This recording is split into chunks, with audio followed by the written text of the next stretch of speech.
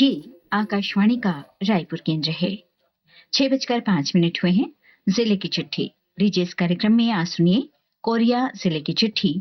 आलेख निहारिका धोरिया का है। श्रोताओं नमस्कार। जिले की चिट्ठी के आज के अंक में हम लेकर आए हैं कोरिया जिले की चिट्ठी। इसके जरिए हम आपको अगले 5 मिनट में जिले में चल रही विभिन्न गतिविधियों से रूबरू कराएंगे। श्रोताओं, जिले में भी मतदाता सूची के विशेष गहन पुनरीक्षण SIR का कार्य जोर शोर से जारी है। बूथ लेवल अधिकारी BLO घर घर जाकर पंजीकृत मतदाताओं के गणना प्रपत्रों का संग्रहण और डिजिटाइजेशन कर रहे हैं। अब तक जिले में 53,000 से अधिक गणना प्रपत्रों का डिजिटाइजेशन किया जा चुका है। SIR के तहत गणना प्रपत्र भरकर जमा करने की अंतिम तिथि 4 दिसंबर है। इस बीच SIR अभियान के तहत उत्कृष्ट और तय समय पर कार्य पूरा करने वाले 27 BLO को जिला कलेक्टर चंदन त्रिपाठी ने प्रशस्ति पत्र देकर सम्मानित किया है। इनमें बैकुंठपुर के 8 और सोनहत के 19 BLO शामिल हैं। श्रोताओं, संविधान दिवस पर 26 नवंबर को कोरिया जिला पंचायत में जिला स्तरीय कार्यक्रम का आयोजन किया गया। कार्यक्रम में जिला कलेक्टर चंदन त्रिपाठी ने उपस्थित जनप्रतिनिधियों, अधिकारियों और कर्मचारियों के साथ संविधान की प्रस्तावना का सामूहिक वाचन किया। उन्होंने कहा कि देश का संविधान केवल एक दस्तावेज नहीं, बल्कि भारत की आत्मा और हर नागरिक की सुरक्षा की ढाल है। संविधान दिवस पर जिले के सभी अमृत सरोवर तटों पर भी संविधान की प्रस्तावना का वाचन किया गया। इस दौरान उपस्थित लोगों ने अमृत सरोवरों के आसपास की साफ सफाई की और जल को संरक्षित करने का संकल्प लिया।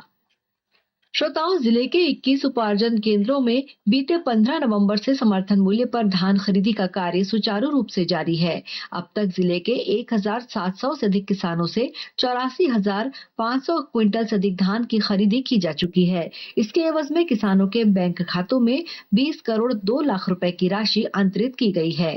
धान खरीदी के साथ जिले में किसानों से कृषि ऋण अदायगी की प्रक्रिया भी चल रही है। अब तक करीब 4 करोड़ रुपए के कृषि ऋण की वसूली की जा चुकी है।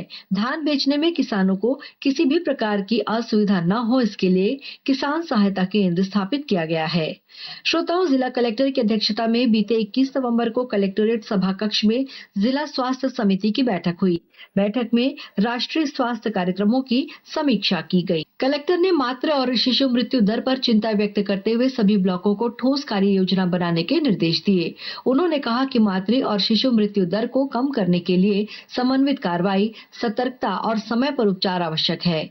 कलेक्टर ने आयुष्मान कार्ड, वय वंदना कार्ड, आभा ID, NCD स्क्रीनिंग, परिवार नियोजन और फॉलोअप कार्यों में तेजी लाने को कहा। बैठक में महिला और बाल विकास विभाग के अधिकारी, विकासखंड चिकित्सा अधिकारी, ब्लॉक कार्यक्रम प्रबंधक और स्वास्थ्य विभाग के अधिकारी कर्मचारी मौजूद थे।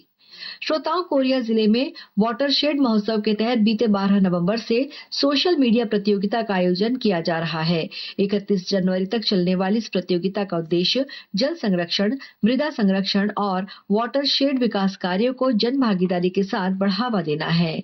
प्रतियोगिता के तहत जल संचयन संरचनाओं, बागवानी, कृषि वानिकी और वृक्षारोपण जैसे विकास कार्यों से संबंधित रील्स और फोटोग्राफ्स पर आधारित कंटेंट तैयार किए जा रहे हैं।